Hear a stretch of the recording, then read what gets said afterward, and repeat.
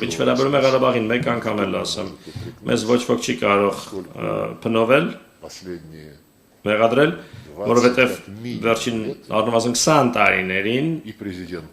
եւ նախագահ Պուտինը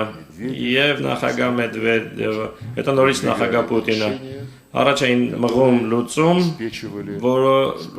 որոնք ապահովում էին արդար մոտեցում խաղաղ բանակցությունների միջոցով։ Հիշեցնեմ ինչի մասին էր խոսքը գնում։ Ադրբեջանական 7 շրջաններից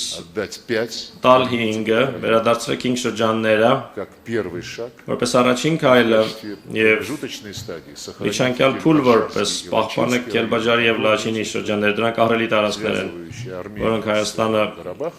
միացնում են Ղարաբաղի հետ, պահպանեք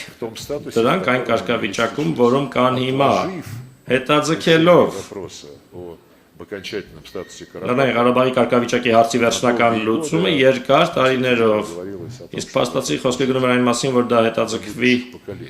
եւ թողնվի ապագա սերունդներին։ Դա երևի ինչ-որ բանով ավելի լավն է, քան այն ինչ հիմա ստացվեց։ Ինչու, որովհետև այդ կոմպրոմիսային առաջարկները, որոնք տարիներ շարունակ առաջ էին մղվում ռուսական ղեկավարության կողմից, մերժվեցին։